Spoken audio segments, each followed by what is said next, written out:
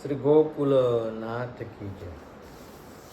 ભગવદ ભક્તિ કરનારને આલોકમાં અને પરલોકમાં પણ માન મળે છે. ભગવદ કીર્તન કરતા કરતા અજામિલ ભગવદ ધામમાં ગયો છે. ભગવદ નામનો આશ્રય કરનાર અજામિલ તરી ગયો છે. પહેલા અજાનો અર્થ કરેલો માયા, હવે નામનો આશ્રય કર્યા પછી અજનો અર્થ કર્યો બ્રહ્મ. આજે અજામિલ અજ બરાબર બ્રહ્મ સાથે મળી બ્રહ્મ રૂપ થયો છે. આજે જીવ શિવ એક થયા છે. અજામિલ શબ્દના બે અર્થ થાય છે. અજા બરાબર માયાથી માયામાં ફસાયેલો. માયાનું ઘણી રીતે વર્ણન કરવામાં આવ્યું છે, પણ શ્રીમદ શંકરાચાર્યે માયાની વ્યાખ્યા કરેલી છે કે કંચન કામિનીમાં જે ફસાયેલો રહે તેને માયામાં ફસાયેલો જાણવો. કિમત્ર હેયમ કણકમ ચ કાંતા. આ જગતમાં ત્યજવા જેવી કઈ વસ્તુઓ છે? જીવને અધોગતિમાં નાખનાર કનક અને કાંતા, આ બેમાં જે ફસાયો તે માયામાં ફસાયો. મણિરત્ન માળાના પ્રશ્ન જવાબો ઘણા ઉત્તમ છે. એક શબ્દમાં ઘણો બોધ આપ્યો છે. બંધાયેલો કોણ? જે 5 વિષયોમાં આસક્તિવાળો છે તે. છૂટેલો કોણ? જેને વિષયોમાં પ્રત્યે વૈરાગ આવેલો છે તે. ઘોર નરક કયું છે? પોતાનો જ દેહ. આ શરીરમાં શું સુંદર છે? મૂત્ર, વિષ્ટા, માંસ, લોહી વગેરે દુર્ગંધયુક્ત પદાર્થો તેમાં ભરેલા છે. સ્વર્ગમાં જવા માટે પગથિયું કયું? સર્વ તૃષ્ણાઓનો ક્ષય. કો વા દરિદ્રો હિ વિશાલ તૃષ્ણ શ્રીમાશ્વ કોઈ યસ્ય સમસ્ત તોષ.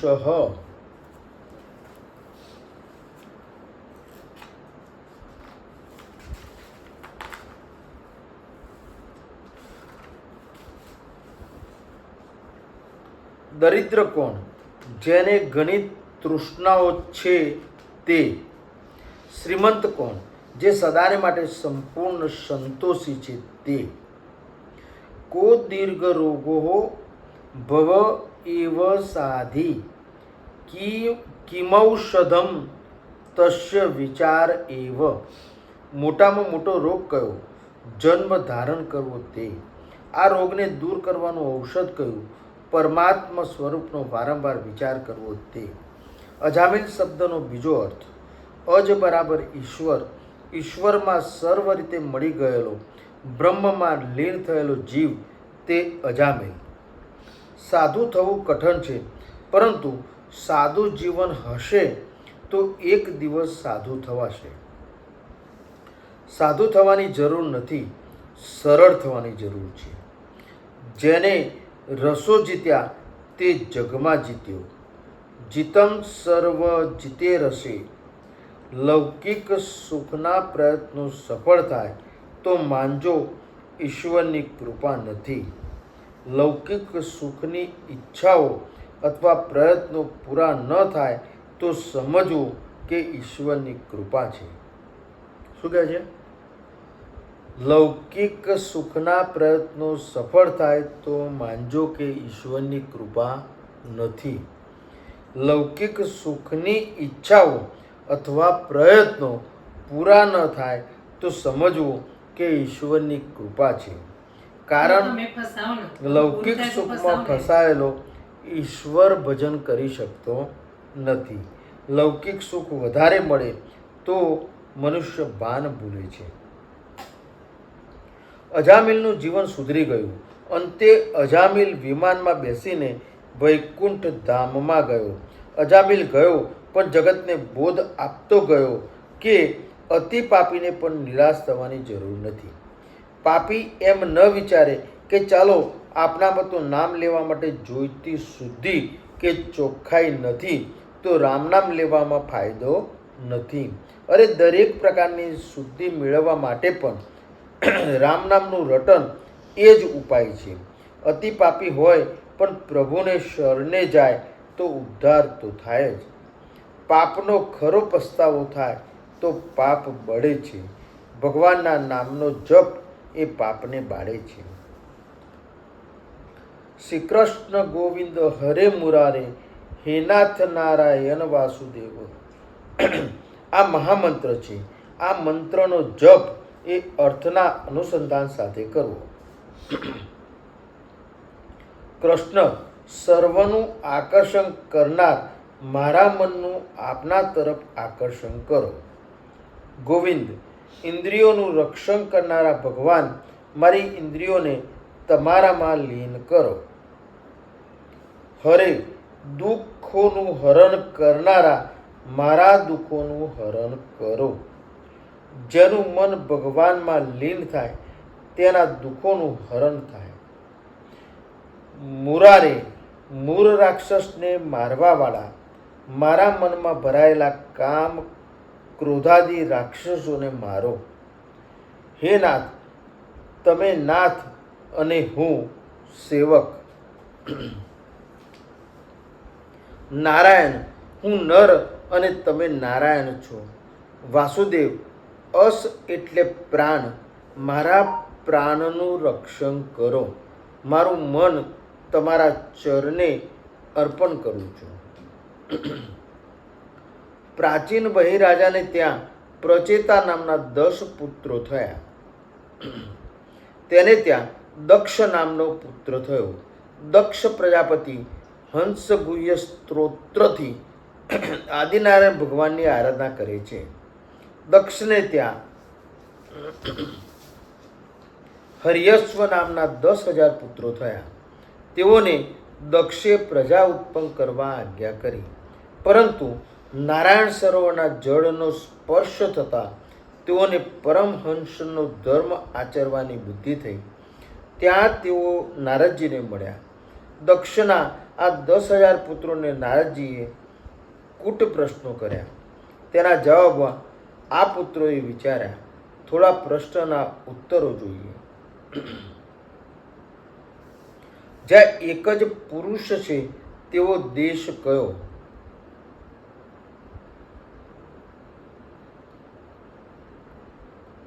ઈશ્વર રૂપ પુરુષ આ દેહમાં શરીર રૂપ દેશમાં રહેલો છે.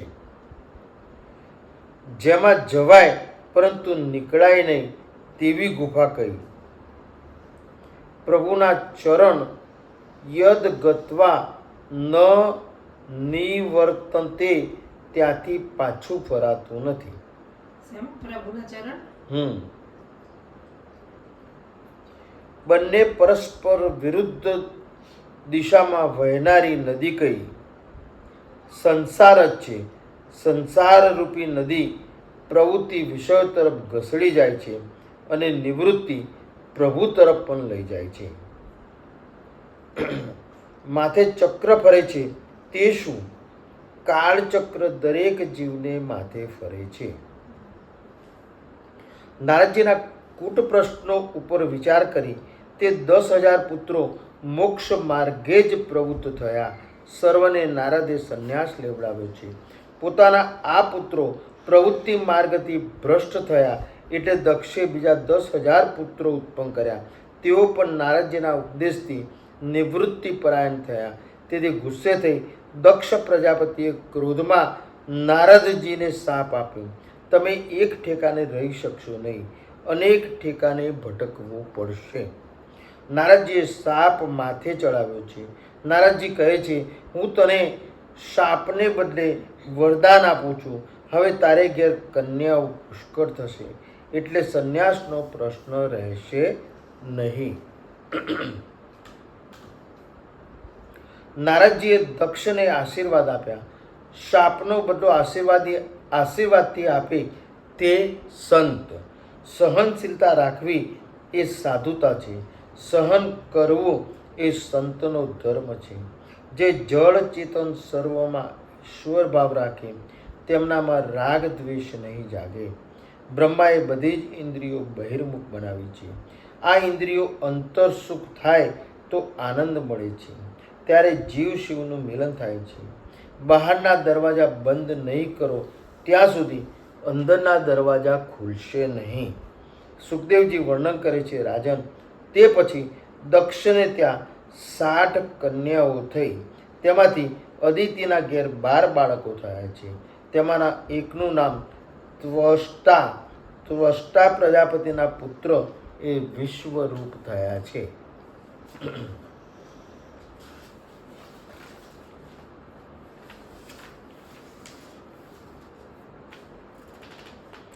એક દિવસ ઇન્દ્ર સિંહાસન પર બેઠો હતો. બૃહસ્પતિ ઇન્દ્ર સભામાં આવ્યા.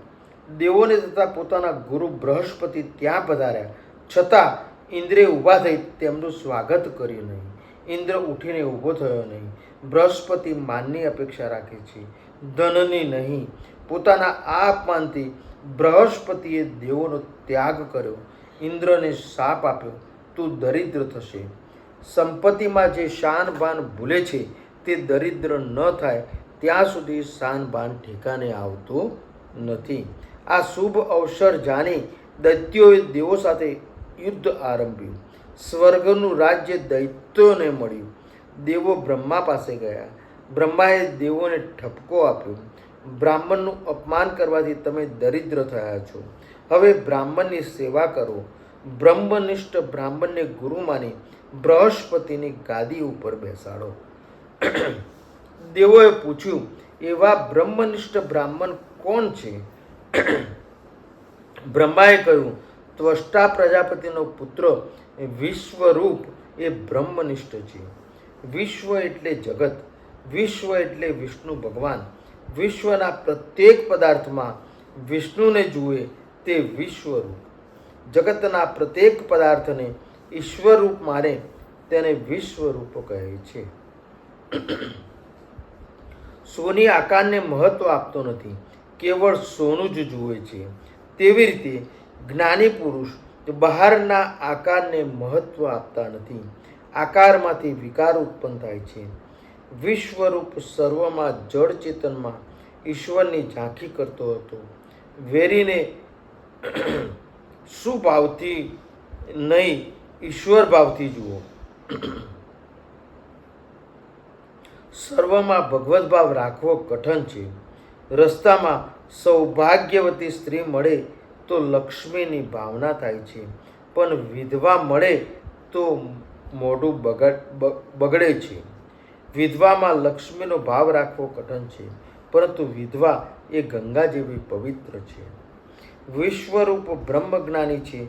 કેવળ બ્રહ્મજ્ઞાની નહીં, બ્રહ્મનિષ્ઠ પણ છે. બ્રહ્મ દ્રષ્ટિ રાખનારો બ્રહ્મ વિદ્યાનો ઉપદેશ કરી શકે છે.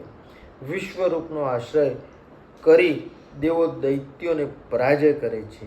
દૈત્યો કોણ? કામ, ક્રોધ વગેરે દૈત્યો છે. બ્રહ્માના કહેવાથી દેવો વિશ્વરૂપ પાસે ગયા. વિશ્વરૂપ દેવોને નારાયણ કવચ આવ્યું. તેથી તેમનું રાજ્ય કે જે બૃહસ્પતિનું અપમાન કરવાથી ગયું હતું તે પાછું મળ્યું. આથી ઇન્દ્રે સમર્થ બની અસુરોની સેનાને જીતી લીધી. નારાયણ કવચ, કવચ એટલે બખ્તર. વીર પુરુષો લોઢાના બખ્તરને ધારણ કરે છે, તેમ આ મંત્રાત્મક બખ્તર છે. સુખદેવજી રાજર્ષિને વર્ણન કરે છે, આ મંત્રનો જપ કરવા ઈચ્છનાર પ્રથમ અંગન્યાસ કરન્યાસ કરે.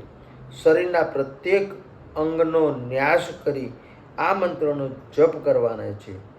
નારાયણ કવચ. જલેશુ માં રક્ષતુ મત્સ્ય મૂર્તિયા દો ગણેભ્યો વરુણસ્ય પાશાતઃ સ્થલેષુ માયા બહુવામનો અત ત્રિવિક્રમ ખે અવતુ વિશ્વરૂપ. મત્સ્ય મૂર્તિ ભગવાન જળની અંદર જળ જંતુઓથી અને વરુણના પાસથી મારી રક્ષા કરો. માયાથી બ્રહ્મચારીનું રૂપ ધારણ કરવા વાળા વામન ભગવાન સ્થળ ઉપર અને વિશ્વરૂપ વિક્રમ ભગવાન આકાશમાં મારી રક્ષા કરો. શ્રી ગોકુલ નાથ કી જય. દ્રઢઈન ચરણન કેરો ભરોસો, દ્રઢઈન ચરણન કેરો. શ્રી વલ્લભનખ ચંદ્ર ચટાબિન, સબ જગમાં જ અંધેરો ભરોસો, દ્રઢઈન ચરણન કેરો.